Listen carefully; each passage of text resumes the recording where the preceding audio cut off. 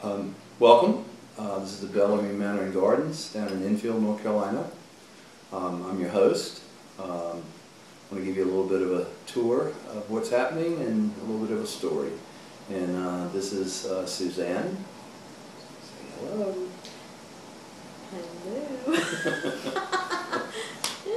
Okay. I was born here to start with, and left very happy from high school and planning on never returning. My mother took ill and we came back on a rather frequent basis, and Suzann began to like southern living, and one day I was surprised to know that she had found this place and that it was going to be a new B&B of which I'd never heard about. So we sort of approach things on if it feels good and sounds good, let's do it. And we believe this place does feel good, it does sound good, and it's a great place to come and just relax and enjoy some of the things that we like about it. So it's pretty much what we like to do, but you know, you can adapt it for your own place and your own time and your own space. And come on down, we think you'll enjoy it. And just to add a little bit to that, we were peeking in the windows, and it didn't look like such a bad house to begin with. It had great bones, the architecture was beautiful, the setting is so set off the road, and it was all covered. It was, to me, the iconic image of what it meant to be in the South. Maybe a little bit like the Gone with the Wind feeling of a plantation and the old South. So it kind of got in my memories going to do something here. And all the people are so friendly, and it's just so conducive to working on the house and getting things done. And it's been really a happy 5 years. Wayne was the director of cultural affairs for Jersey City, and I was working at Hudson County Cultural Affairs as the program developer for grant writing and education programs. And we had to get together to do a concert in Jersey City, and we had mutual friends in the business, and went to New York all the time, and we just sort of said, oh, this is a great, well, I said, this is a great person that I would really like to know better. And the best thing that happened to us was Wayne stalled out his car in the middle of the Holland Tunnel coming back from New York, and he was so easygoing about that. And he didn't get all bent out of shape and abrupt, and he just said, oh, well, we're stalled out in the Holland Tunnel. And I started laughing, and we had to just sit there and wait till the people came to push us out, and we laughed and laughed, and I said, boy, what a breath of fresh air to be around somebody that's not disgruntled easily. It was really nice, and that's how we really got together. I will say that we didn't start out thinking about a bed and breakfast. We started out thinking about, this is a beautiful house, and it was so big, and we originally were surrounded by older relatives, and we had a little bit of a fear of being in a place that we were, not a fear, but more of like, I wonder what would happen, how will we talk to people, meet people, because we'll just be around our relatives that are older. So we thought about, if we did a B&B, there's two things that would happen. One is it would constantly bring in people to visit us, and we'd be able to talk to them and have freshness. And then the second part of it was that these people would come and discover Enfield like we did, that Enfield is a great undiscovered location, and that would work for the town. So part of the B&B is really not for us as a B&B, but to do something for the town to create interest in coming to Enfield. You know, as all things are surprises. I think the thing that was conducive was the house itself is a very social house. It has large rooms and 3 porches, and it's just very conducive for afternoon tea and relaxing. that, and the configuration is laid out so that we have a little cottage that's like our master bedroom sort of, and so we decided to try it. Never having been in the business, but being an appreciator and spent a lot of time traveling with B&Bs, so we had an idea of what excited us, so we just tried to replicate that in our minds and make it into a reality.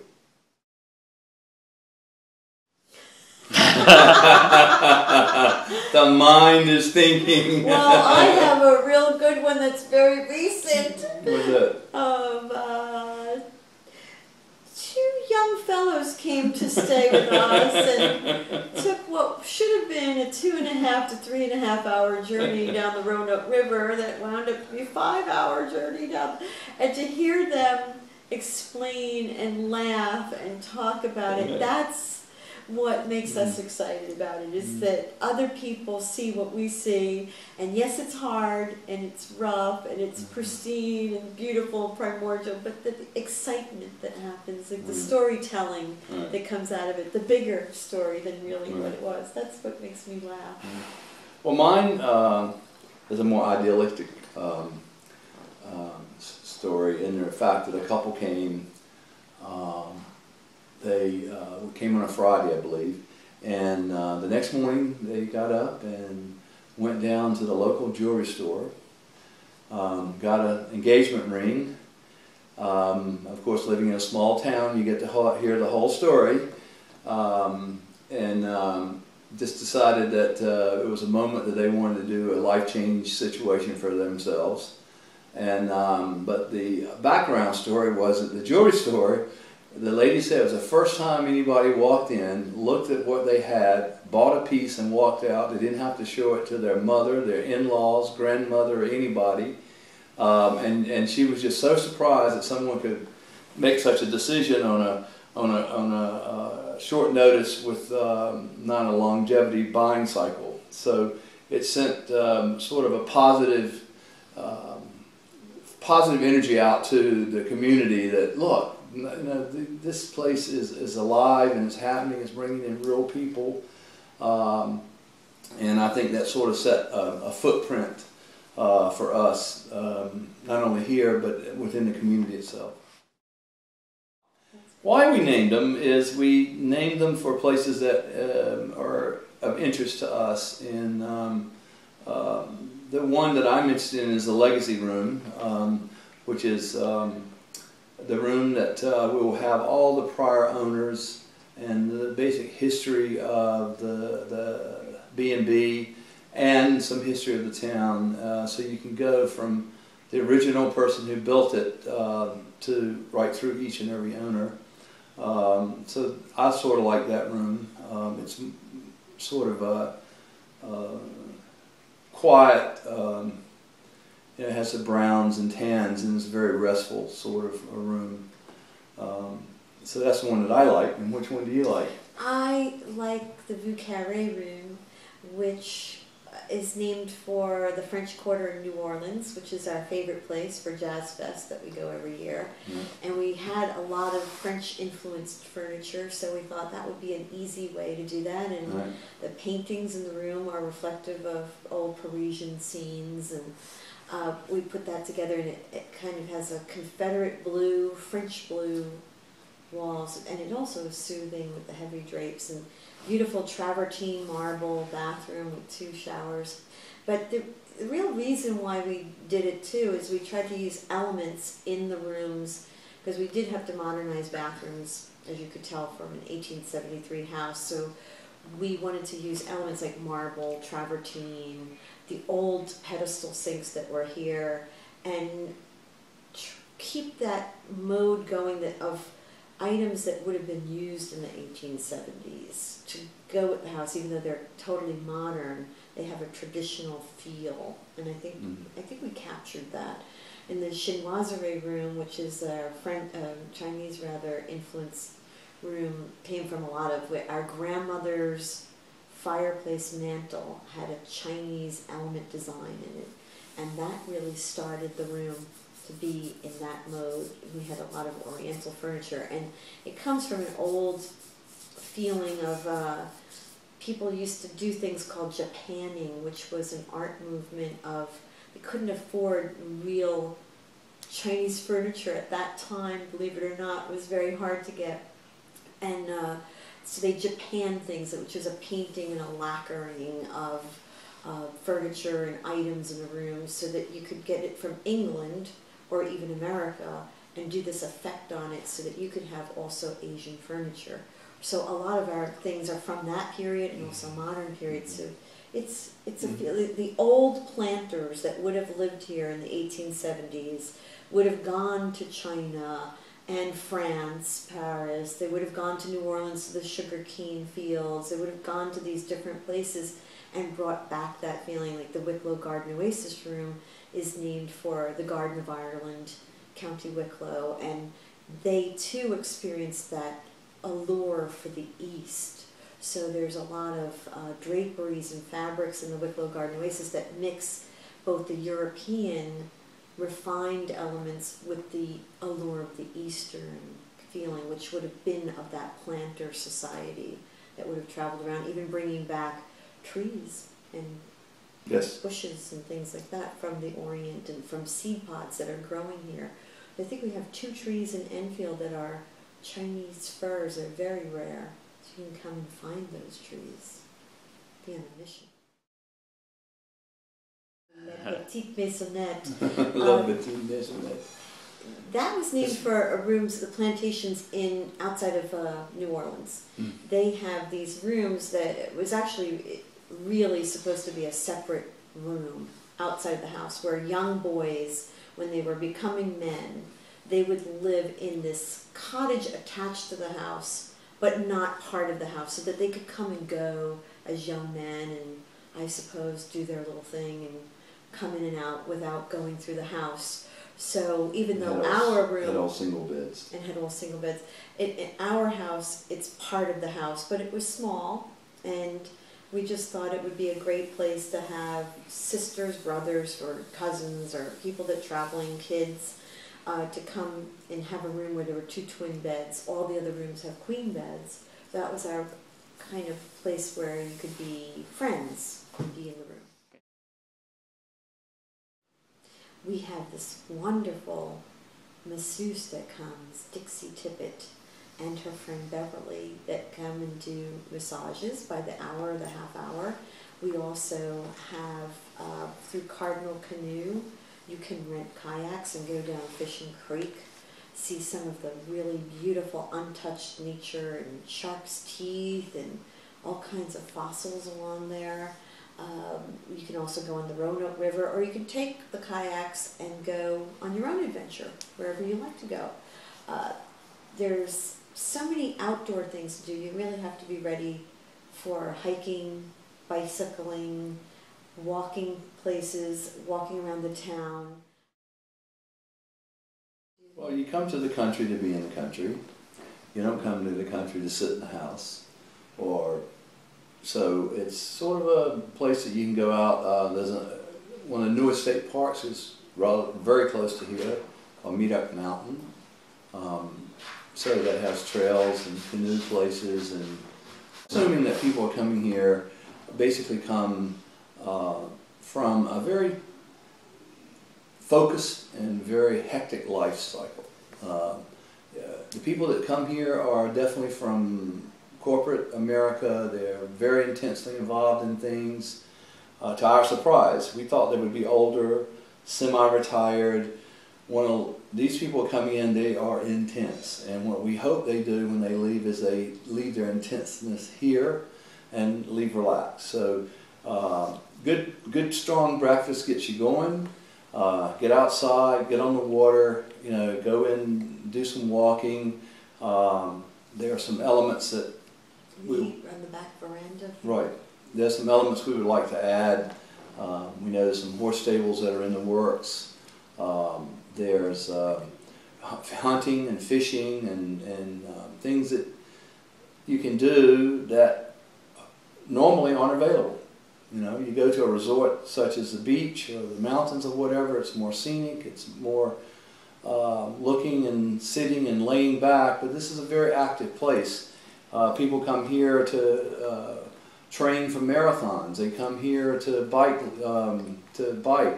It's flat, which makes it a great biking area because now usually biking is a solitary sport, but now you can bring your significant other here and they can keep up. So obviously we've hit our target, and thank goodness for that.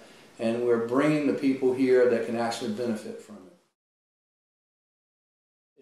It's a combination of a B&B and a public house. The weddings are, you've tried to reflect the personality of the bride, and they do that through their decorations. We remove all the furniture. They do their decorations, their flowers, their colors, their everything, and they put up this huge tent in the back, which again makes it personal. So we think the place adapts to that. You take the furniture out of a place and put in other things, it looks different, right? Right. It looks entirely different. They bring their family photos and their grandfather's photos, right. and everything changes to be their house. And their that's house. what we want. When the bride and groom come here to visit, we tell them this is your house to do what you want to do with it, and they create their whole ambiance of their family history. And it's really quite nice. We have caterers that work with us, and we require that those are the only caterers that are used to make it a very elegant affair for the bride, that there's no hitches or problems. And we take care of everything from rentals to the food to the decoration to flowers to photography. We have all the people that you need to get to your perfect wedding environment. And the house and grounds are used, and we've done weddings up to about 350 people. We could do more depending on the tent that you want to use. But basically, I guess the average wedding is about 200 people. Okay. Yes, we have a wonderful dog named Cozy Bear, our golden retriever, and he's very friendly to people, and he loves everybody, and he just wants a pet on the head. We love animals and we love dogs.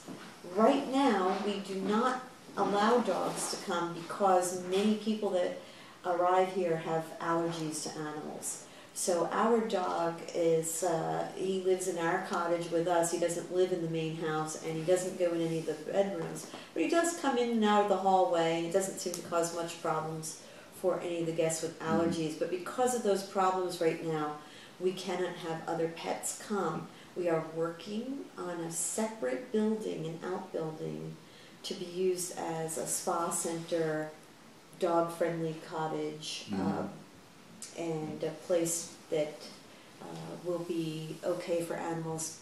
And it's not ready. It won't be ready till probably next year, to 2012. I think the thing that we're trying to captivate is an element that we're trying to bring forward. We had a party last night. Folks from town, folks from the B&B, some relatives, local band. Everybody had a great time. It was an experience that everybody could walk away with positive. The local folks are loving to have people from out of town because at least they got somebody to talk about. And I think the folks that visit like seeing folks from around so that they feel like they're connecting to people with the right accent from the right place that they came from. I think the other thing that we're trying to do here is to allow the guests to become part of the place and the fact that they feel accessible to it. If they want to be private, they can sit up on the upper porches, etc., etc. If they want to be more public, they come down to the library and sit on the back porch with everyone. So we're allowing that element. The key thing that we're really working on is the gardens. The gardens are in an alley style, which is a French style, was very popular during the 1870s, which means that everything's on a straight line. It's not English setup. So we're attempting to reconstruct those gardens. We really want you to feel happy and content and welcomed here, and that we're trying very hard to allow people to have their own space, as you said, to discover Enfield and to discover things about the house and the history of the house, and to feel like there is a legacy here, and that we are merely the caretakers for this time period right now, and after us there'll be someone else, we hope, that will continue on that tradition just as there have been before us, and that we're just sort of in a place right now, and people coming should get to feel that too, that the house has a history and a presence all its own, regardless of us, the hosts that are here. We do understand that people need to be interconnected to their world. They need access to Wi-Fi, they need access to communications. We have completely wired the house when we had it, the walls and everything open for computers, hardwired and Wi-Fi, depending on which way you want to go. We have a multimedia closet that you can play movies and surround theater. We have the ability to play music throughout the house and on the porches, and you can pick which one you want. And my element that I added was everybody wants to either turn the music up or they want to turn the music down.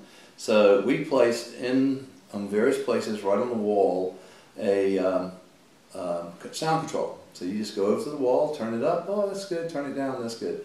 So you know, those things you can do with a very old house, but you got to really open it up. As fortunately for that, when we did the reconstruction, we were able to do. So I was quite pleased with that.